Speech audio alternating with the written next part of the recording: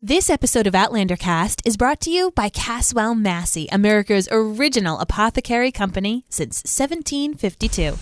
Hey y'all, this is Meredith Bastillo from Nashville, Tennessee, and you're listening to Outlander Cast with Mary and Blake.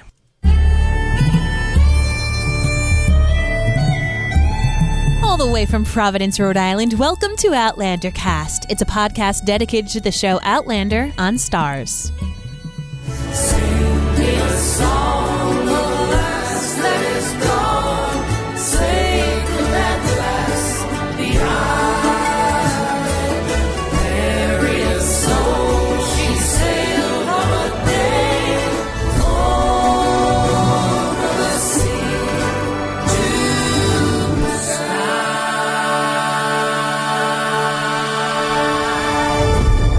Hello, everybody. How's it going? My name's Mary Larson. My name's Blake, and I've never thought I have ever been so corrected in my life as I have been with them things that Claire was wearing on her calves and on her boots and everything. the stuff that I told you that I wanted to get you to wear because I thought it was kind of sexy. Yeah, they're called gaiters. Sometimes they're called spats. Sometimes there's another name. Sometimes there's another. You get 18 freaking million different names for these things that you wear on your.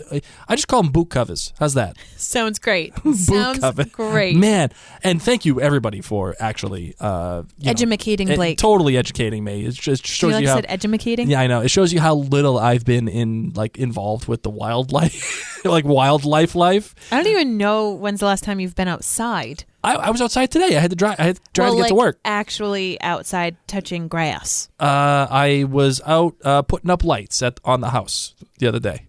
2 weeks ago. That wasn't 2 weeks ago. Totally was, because I had you put them up before Thanksgiving.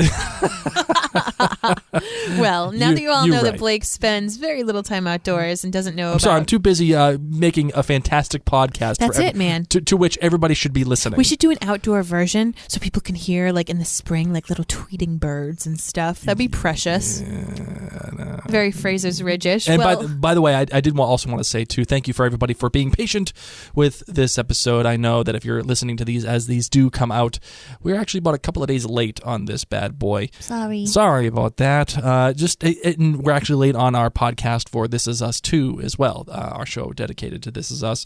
Things have been crazy in House Larson. And, I figure we're doing the best that we can, so...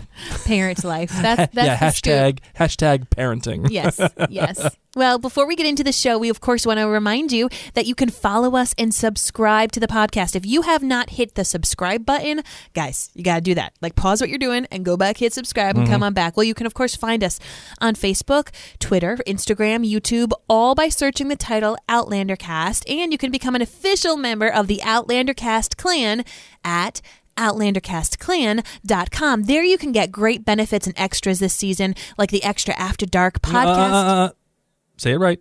After Dark. There you go. Podcast episodes, access to special Outlander Cast giveaways, which you'll hear more about at the end of this episode, free swag, and much, much more. Are you ready, kiddo? Always. Let's bring it.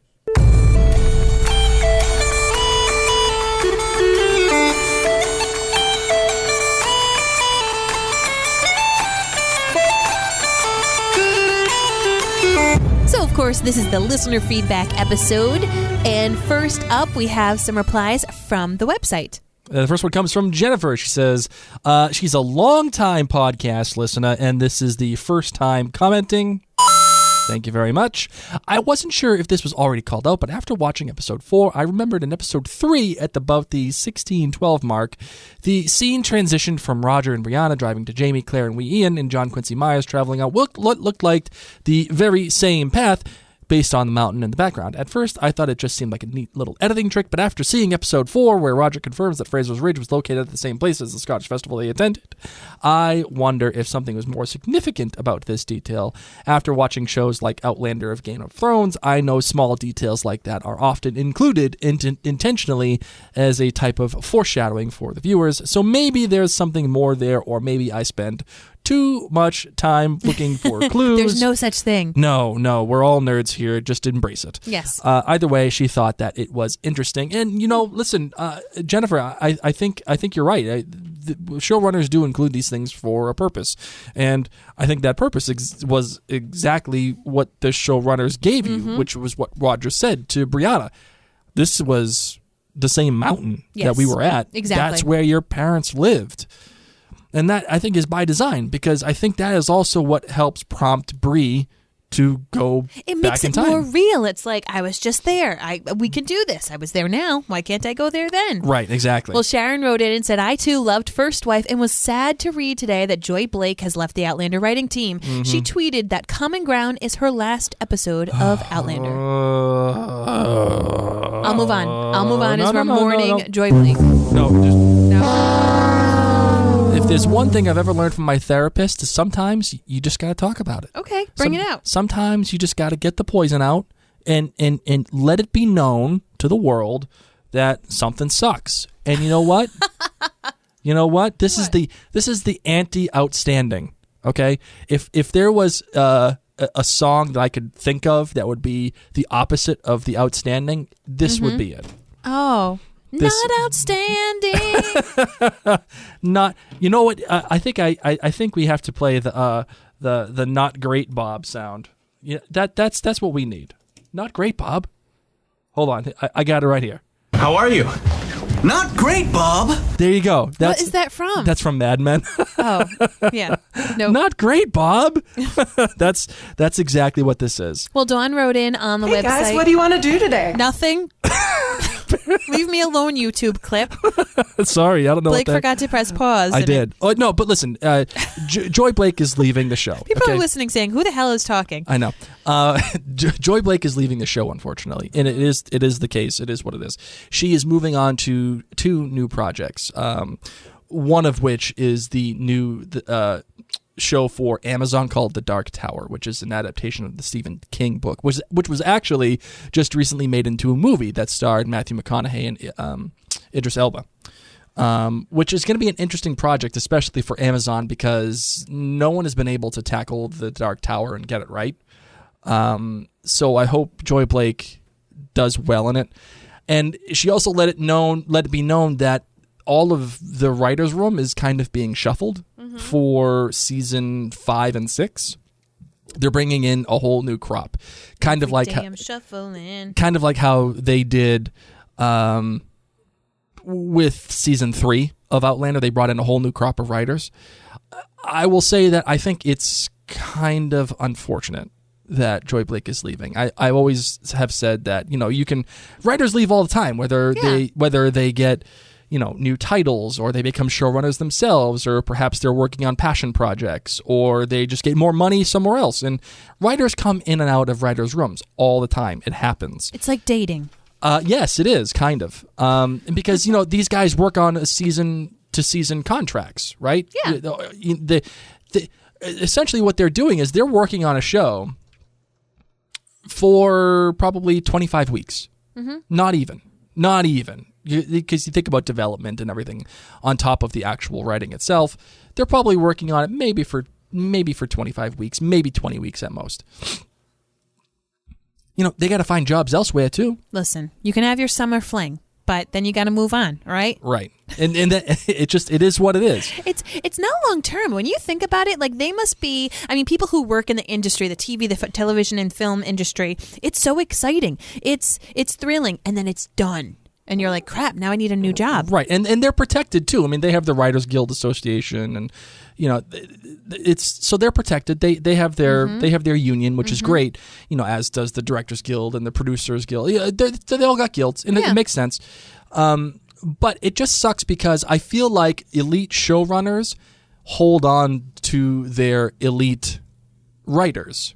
And I'm not saying that Joy Blake is elite, but I'm saying that I think that she's probably the best out of the group that has been brought in for seasons 3 and 4. Mm-hmm. And you want to maintain that. Yes. Ron Moore maintained that with Tony Graffia for years, all the way dating back to BSG. I said in a comment in the Clan Gathering on Facebook Damon Lindelof held on to Drew Goddard for years during Lost. Mm-hmm. They had new writers come in and out of Lost all the time. Yep. Right? And so I feel like, what are we doing here, right? Like, let's hold on to our good writers and let's make it work. I right? hear ya. I don't know. By the way, I didn't play this. I have to play it. We have to go back, Kate. Yes, you did. You gave your Lost reference. Of course I did. Well, Dawn wrote in on the website and said, "Hi, Mary and Blake. I have to say I loved seeing the Claire-Marcelly exchange. To me, their dynamic is so very authentic. Of course, their relationship is strange because of Leary." AKA like hair, but it's Yes, also cordial. I enjoy seeing Lauren Lyle in the role. I think she could pass for Nell Hudson's sister. Totally agree with you, Dawn. Yep. Of course, Marcelly is missing her mom, wanting her counsel and advice, especially being pregnant. I understand. I lost my mom a few short months ago myself. I'm sorry, Dawn. I'm sending you hugs. Claire was so sweet with her. She had every right to bash Leary to Marcelly. I have her view colored by my past with her, but she didn't say any of that to Marcelly. She was kind, offering advice woman to woman. Mm-hmm. Totally agree. Claire also made the effort to see the good in Leary as a mom to Marcelly. Really, the only thing we know about Leary is that she has this deep obsession for Jamie, and she's hardly the only one. Black Jack, the Duke of Sandringham, John Grey, Geneva, on and on and on. So it's nice to think that Leary loved her daughter. Speaking of which, speak of the devil, he appears. Perhaps there might be a Leary sighting soon. Nell Hudson is so good in the role. I can't stand the character. Oh, Jamie and Claire.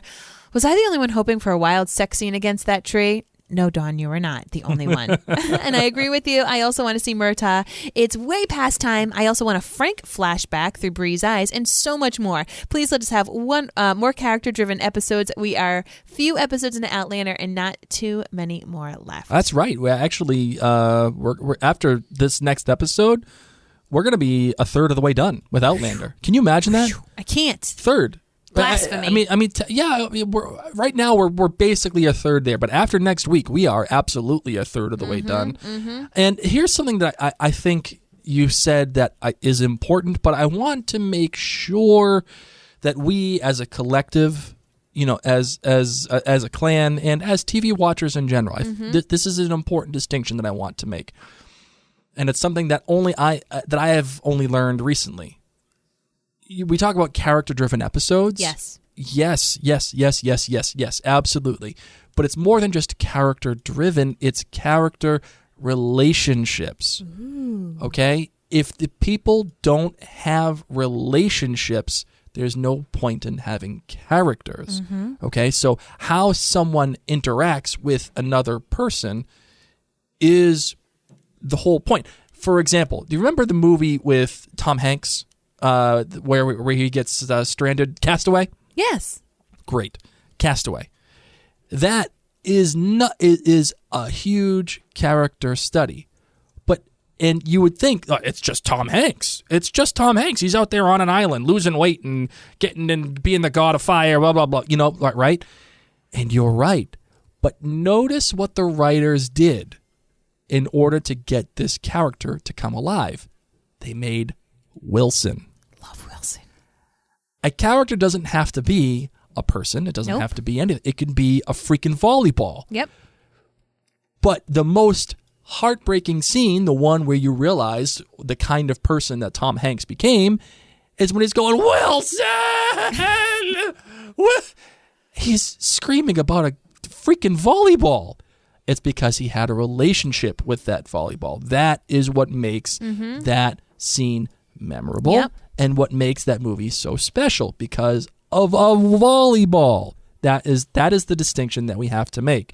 I also think that having Murtagh back is, oh my God, it needs to happen. It's the absolute right move. It will totally not save this season, but it will be special. Rumor has it it's happening this weekend, guys. And it makes sense because, again, like we talked about last episode, this is the conclusion of the first act. This coming episode, right? It's the conclusion. But and people are saying they're feeling it. They're feeling the Murtagh. Right, because bringing him in for the second act makes sense. That's part of our conflict that will be happening. If he dies right away, watch out. Hell hath no fury, like the Murtaugh lovers. and absolutely, you actually said something to me too last episode, my darling, when you said, hey, so what made you think that Bree found out, or what makes you think that Bree wants to go back? Mm-hmm.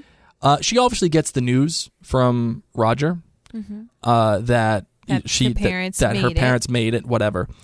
But if you recall back to season 3, before he died, Frank wrote the Reverend saying, hey, I need you to look into this guy for me. Check in on this little check in on this guy. See if you can get this research done, which is probably why Fiona has all of those letters and all those documents in the house, because that's who got the documentation, right? I feel like Bree gets the information somehow, or she gets it indirectly. And I also think that Frank wrote letters to Bree. And I think we're going to see some flashbacks with Frank, and they're going to be coming from Frank's point of view. And that is what gets Bree to go to Scotland, because something of her dad is telling her, go be with your father. Whatever. I don't know. I'm not sure yet, but I feel like we're going to get some, awkward. I feel like we're going to get some Frank flashbacks here. And I feel like Tobias Menzies is also going to make his debut for season 4 in the next episode. That's just me. Will we hear the clarinet? That's what We want will to know. absolutely be hearing that banging clarinet. I cannot wait to hear Frank's Right? themes coming on. I'm telling you, I'm going to play some Whitney as soon as Frank comes on. Whitney's coming out. Whitney's that'll be our intro song. Okay. Okay. Now that you've offered a bajillion Outlanders theories, let's continue with the listener feedback. Kathy Van Wessop says, I just wanted to address why the Cherokee were doing the bear dance ceremony while Jamie was fighting on the man bear. When they banished him from the tribe, that he was dead to them. He was invisible. So the Cherokee could not kill what they feel like was already dead. So they were trying to get rid of him on the spirit level. And if you read the script, that there is a translation of what is being said, and there are notations from Tony Graffia, as well as an explanation on the podcast with Meryl Davis and Tony. So here you go. Here's an opportunity. As soon as you're done listening to this, go listen to the official Outlander podcast, which is apparently starring for this week Tony and Meryl Davis, and they explain the man bear thing. And I'm glad that they did that. Yeah, because it was confusing. Right. And here's the question, and the question I want to ask you. I remember when Can I do a dance like that to get people out of my life? I remember when we watched the finale of Lost. We have to go back, Kate. And you said, Blake, I liked it, but I shouldn't have to go to these other websites, and I Yep. shouldn't have to listen to podcasts Yep. to get this information. It should all It should just be clear. It should be clear from the writer's perspective of what they were trying to accomplish. It's okay to be ambiguous, but it should be clear what their intentions are. Yes. Do you agree with the fact that you should have to go to No. the official Outlander podcast to get this taken care of? No. If there's little cute Easter eggs, and if they want to delve into more about something, wonderful. But if this is something that I'm supposed to be understanding in the plot, like, are they trying to kill Jamie through, like, possessing this bear man, or are they...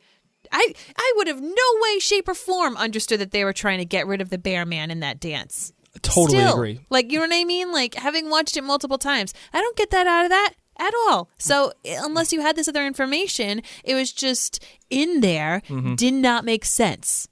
So totally agree. Yes, there are situations when I think it's great to have I always think it's great to have the companion podcast. I always think it's great to have the extra discussions. But if something is really unclear to me as a viewer and it's part of the plot, Yep. that's not fair. You should. It should be clear. Again, ambiguous is one thing, and that's fine. If you're meant to engage with the material, which I think this is kind of like that, but the way that it was edited was misleading.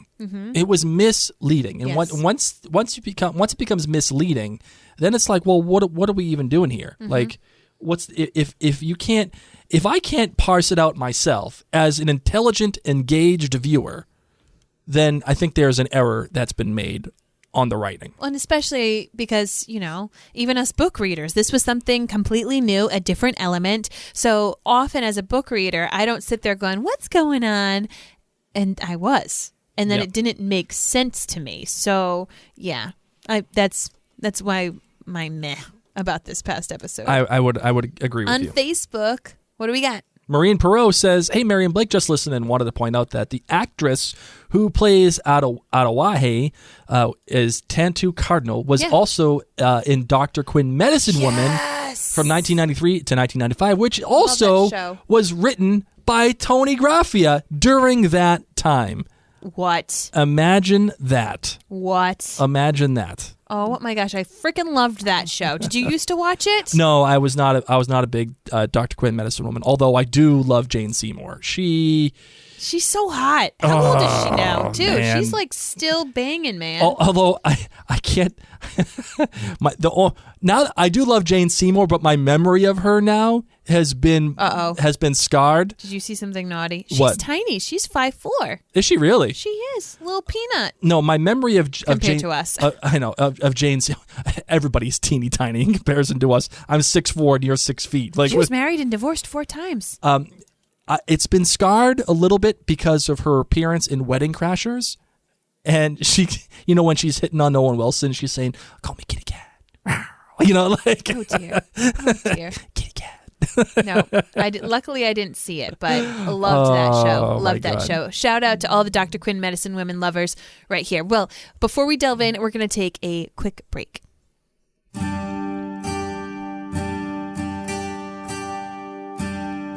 So, as you guys know, that this episode is brought to you by Caswell Massey, and we've talked about Caswell Massey a lot. And actually, I got a whole thing here that I wanted to read.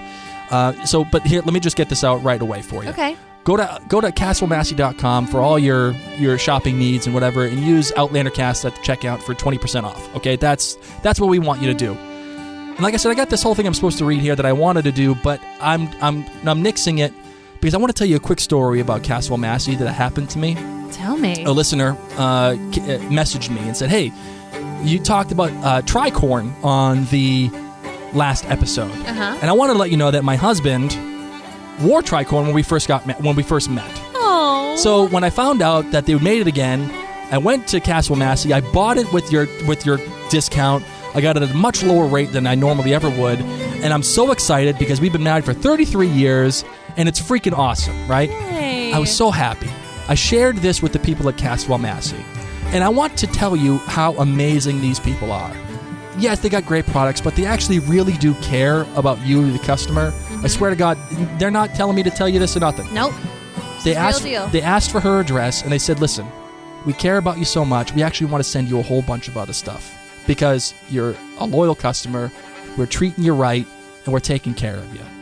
And so I gave them her address, and they're sending her a whole bunch of stuff because she's a loyal customer, and they just awesome. offered it to her. How awesome. I know this is not like a normal advertisement or whatever, but it's an important story that we always talk about, that they care about their product, but Yep. they care about their customers even more.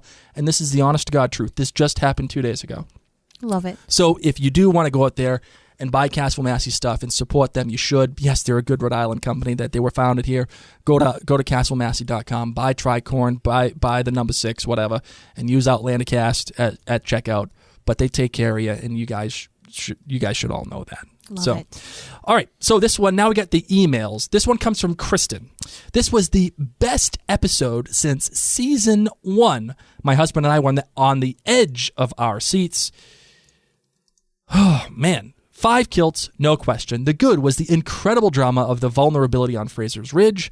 The soundtrack during these scary Rollo Starling scenes was incredible. We're genuinely frightened. The bad.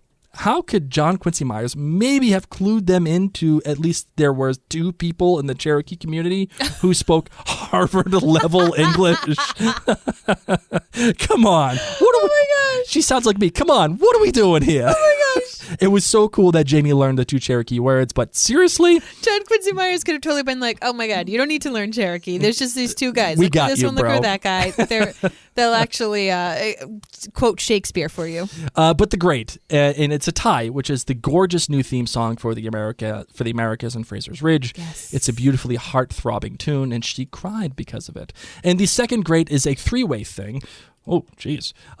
Roger's reveal to Brianna, oh my God, America's history unfolding with one document of a deed, then her muted response. And I thought, wait a minute, she's not seriously satisfied with one glimpse of her parents' lives? And then her roommate casually saying, oh, yeah, she's gone to Scotland to NBD. see No her big mother, deal. right? Like, yeah, what are we doing here, right, Kristen? What are we doing I here? love it. Well, from Christine, she wrote in, thanks for your continued amazing work on the podcast. Love the perspective you both bring. In addition to how you organize all of the listener feedback, I listen on my commute and find myself talking to you often on my drive. Yes. I want to be in the room and be part of the conversation when you're making the podcast. I love it, Christine. That's how I feel as a podcast listener, too.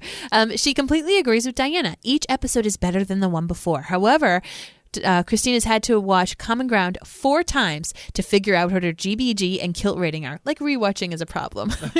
So she said her kilt rating is a 4.5. As much as I enjoyed the episode, as much as I love all of the small conversations in the world building, I felt it was episodic and more plot driven than The False Bride. Her good was I appreciate the adaptive choice that Taim is making. For example, the Cherokee and the Bear storylines were both well adapted. It is frustrating that there are only 13 episodes and so much story to tell. At the end of each episode, I am annoyed that I have to wait a full week to see what parts of the story they will include next. Her bad was there was less of Roger and Bree than last week. I understand Claire and Jamie are the focus of the story, but Roger and Bree are the next generation. They are important for what is to come. We need their story. I wasn't a huge fan of Roger and Bree in the books. Like most, Bree annoyed me, and I just wanted to get back to Claire and Jamie. But as they have been adapted in the show, I've come to truly appreciate them, especially Rick Rankin. And I want more. I just added that sound effect, guys. Her great is the irony of Claire and Jamie's assessment of the view at Fraser's Ridge. I couldn't help but laugh when Claire said that as a painting, it wouldn't look real. The CGI of this image is so bad, and Claire acknowledged that for all of us. I put that one in there just for you because you're the one who also called it out as well. Yep. Yeah, no, it just we're struggling with the green screens. This one comes from Jeffrey. He says, love you guys. Thank you. We're the writers and showrunners having a little fun with the viewers when Claire looks at the CGI landscape, which you guys have understandably been making fun of. And she says, it's so beautiful it looks like a painting. I don't recall that show ever being that meta, but I loved it. It's funny how a lot of people picked up on that. I'm surprised. This one comes from Meredith. She says, I have an outlandish theory of my own. Bring it on. Oh, hold on. We Dun, gotta, dun, dun. we gotta, hold on. Where is my... I don't know. I just made it up. I know you did. Hold on. I made a completely different song. Dun, dun, dun. You see, you reversed it. That's the problem. No, you know what my problem is I'm still looking at Dr. Quinn Medicine Woman, and holy smokes, Jane Seymour doesn't look any older, but Joe Lando, the guy that was so hot. Oh yeah, Nope. no, not so much. Nope. He's hurting. He did not hold up to time the way Jane Seymour did. Kitty cat. Look at him.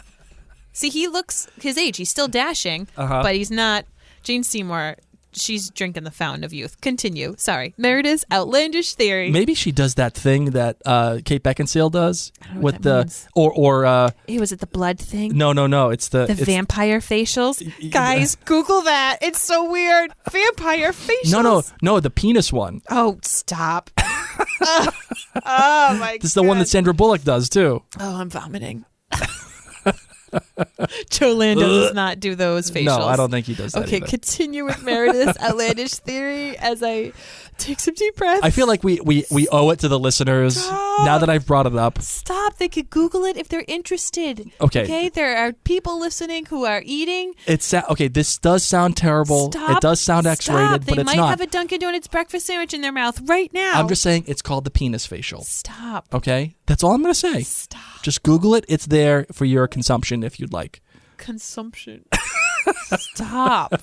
All right, so Just Meredith... move on. Poor Meredith. She's like, really, guys? Talking about penis facials. She's like, I did the opening to this week, and this is how you reward me. Maybe Jane Seymour does it. I know Kate Beckinsale Stop. does it, and I know Sandra Bullock I need does it. some ginger ale. All right, she says, I believe that Brianna found out about the death notice from Frank. Oh my goodness, she and I are on the same level here. We know that Claire had never had to go back, but before something changed in the present. She saw Gaelis' skeleton before she left.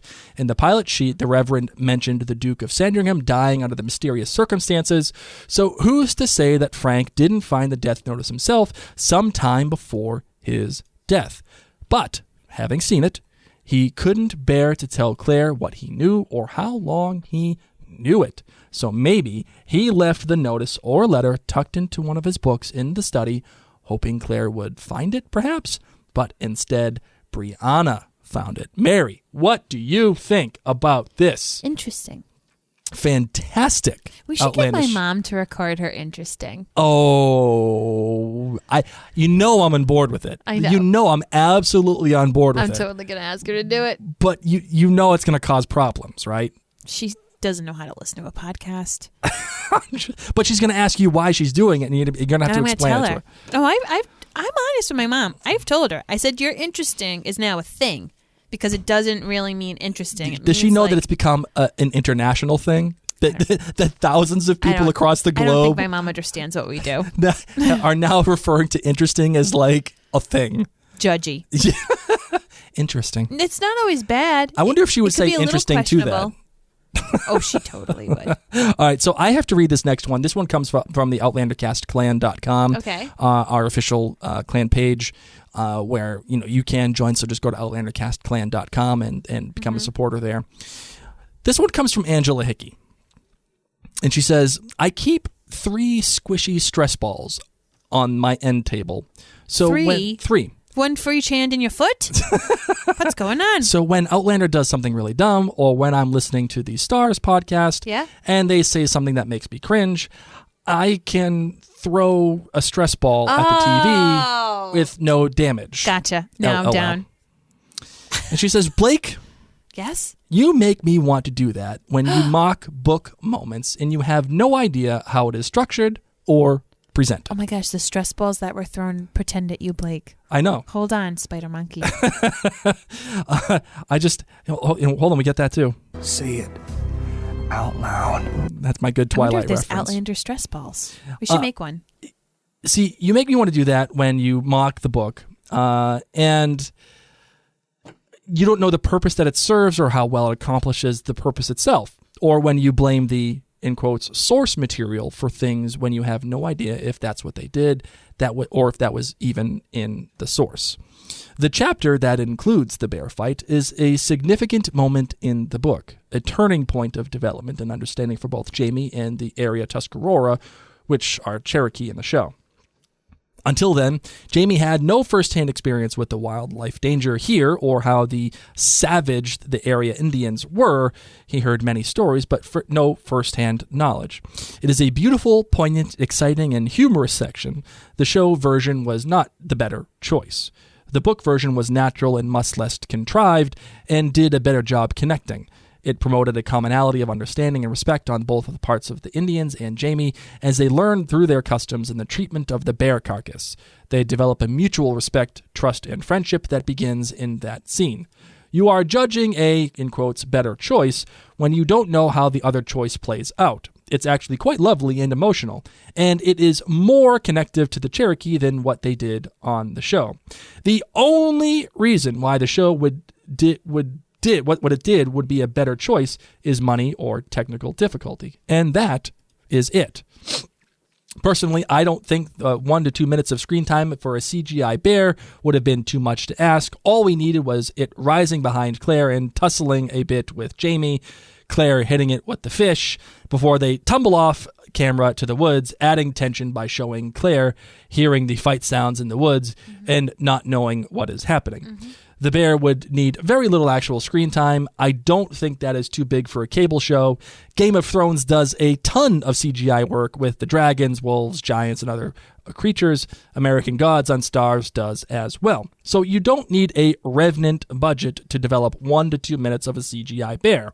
I greatly missed all of the moments around that scene, and it seemed much more natural and less contrived than what the show did. And in the end, you felt a real bond starting. You saw an understanding in each side. Native Americans, Jamie, recognize and respect their mutual customs and attitudes. And in that scene, they discover their cultural commonalities. And the idea of the Cherokee calling him Bear Killer because he killed a crazy man dressed as a bear felt a bit ridiculous to me. That all being said, I liked the episode, and what they did was okay. But not better. And as far as you think it's ridiculous, it's absolutely not. This is the wilderness. Black bear are everywhere. They hunt bear for meat and pelts. They live on the back country. The natural dangers of wildlife is an ongoing thing, and the show will have to deal with it eventually. Mountain lions, bears, buffaloes, boars, these are all dangers they face in the back country. It is part of this life. Well, Angela, listen, I have a couple of things to say to all of this. Number one, this is art, okay? And it is all subject to interpretation. People love things that I hate. I love things that people hate. Sometimes we get on board with it together, and sometimes people hate things mutually. That is the beautiful part of art. It is worthy of our time and is worthy of our interpretation. Secondly, I didn't say that the aspect of the bear, if they could do it properly, would having Jamie fight a bear in the show, would it work? Maybe. I don't see many people surviving a whole ton of bear encounters. I just don't read about it a whole ton, but maybe I'm wrong. The problem one of the things that you cite is that, well, hey, Game of Thrones does it. So does American Gods. They have these big, huge CGI moments with the dragons and the wolves and whatever. And you know what? First of all, the budgets on those shows, especially Game of Thrones, one Game of Thrones episode is probably the entire budget for all of Outlander. Okay, but more importantly, it's a necessary part of the show. Without CGI dragons, there is no show. Thirdly, just because that is the way that it is, and because it's part of the story, and because they have a ton of money, doesn't mean that CGI is that good either. Whenever you see Daenerys flying on that dragon, it looks kind of stupid. It does. And it doesn't look natural. Because your eye is too smart. So yeah, could you have a minute or two of a bear fighting Jamie? Sure, but it's going to look stupid. It's going to look stupid no matter what you do. And will it go off into the grass and will they just hear the sounds and create more tension? Absolutely. I would like that. But you know what would happen? People would complain because it would look stupid. And then they would say, why aren't you showing people Jamie fight the bear? He fought the bear in the book. Why can't we see that? In terms of the connection and all the other stuff with the Cherokee, I think that's all subject to interpretation. I liked how they did it in the show.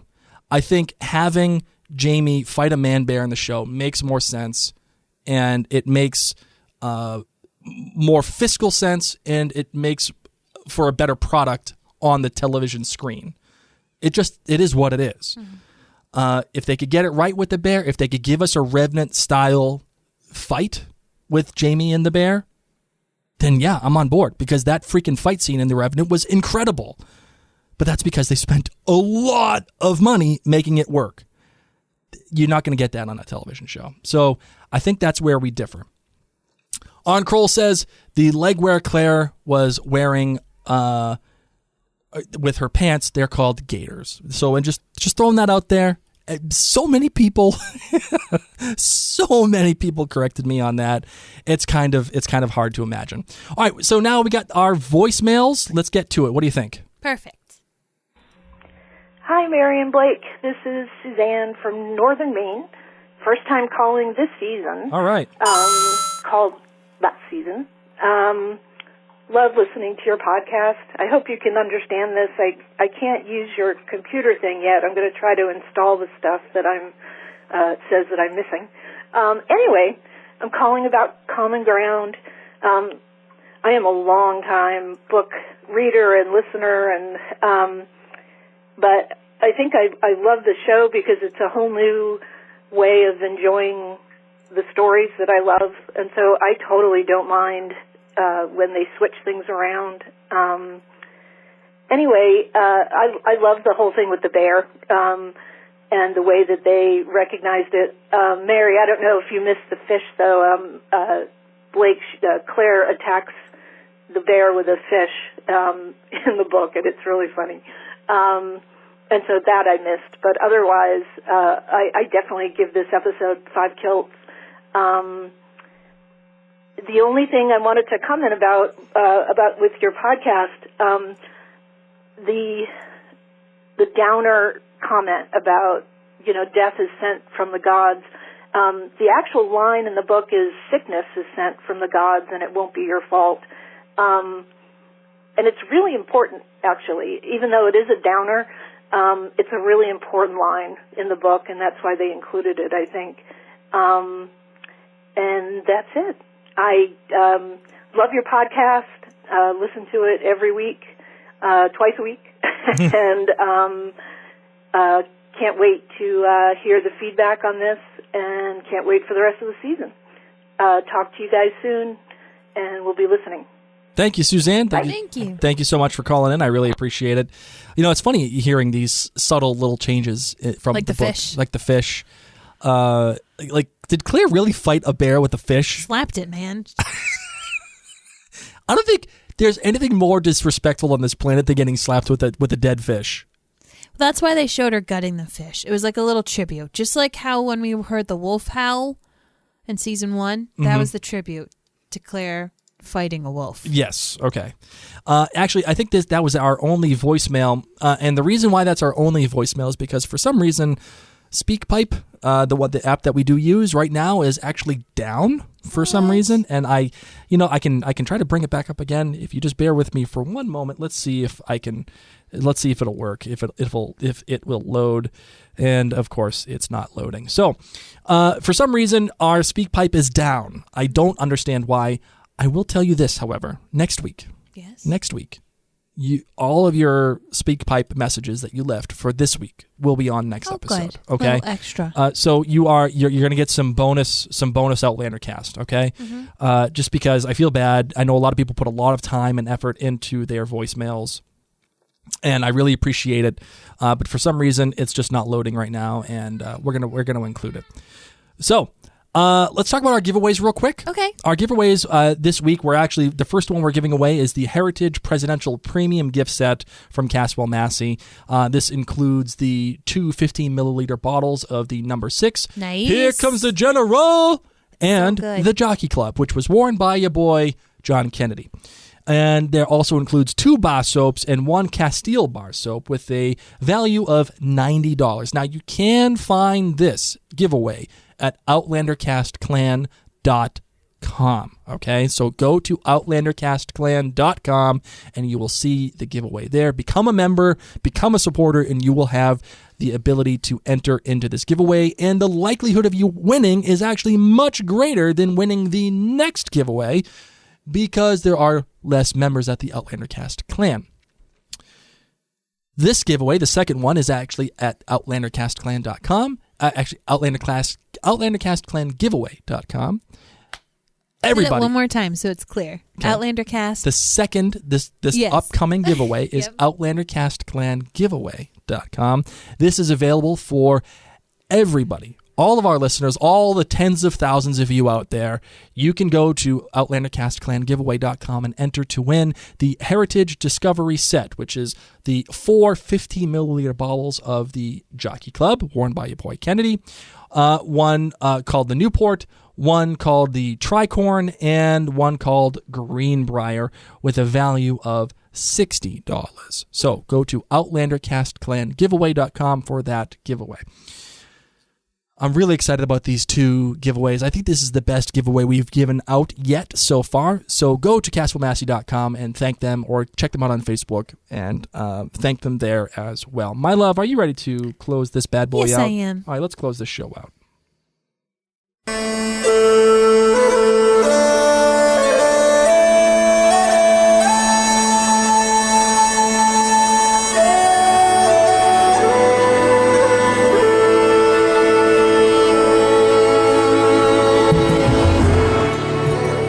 Thank you all so much for taking the time to listen to this podcast episode and for also taking the time to tell your friends about it. We want to give a huge shout out to Maribel3059, who on iTunes said, first off, these are my people. That's what she wrote as the title. I really should have written a review long ago, but I'm finally doing it. With this podcast, I have finally found my people. Blake and Mary are just genuine people who happen to love and talk about the same thing I love. Their episode resume. I can't speak. I'm Ron Burgundy. I don't know what TBH means. To be honest, Oh. that new lingo the kids. Yeah. You get the bell for that one. Anyway, she said, to be honest, I love when they disagree. She said they make me feel like I'm in the room with them. And she said also #couple goals. Sorry, Maribel. Oh, I don't know what. I'm not up on the lingo. Mary was literally trying to sound out TBH.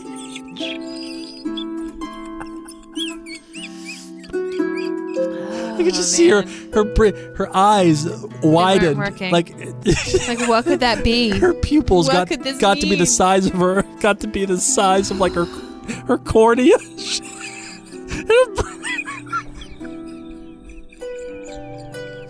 Her brain just stopped.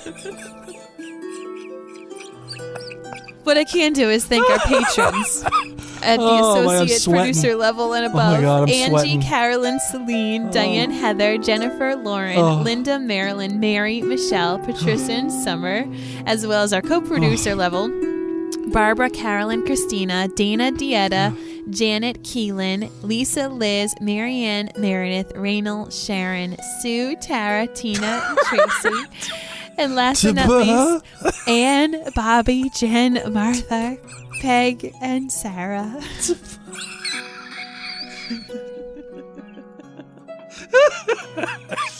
Thank you all to the Outlander cast staff. You guys rock.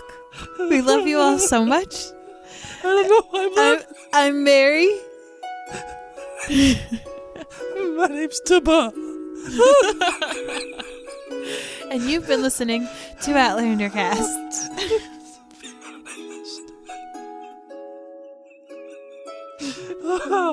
Oh, thank you guys. Love you.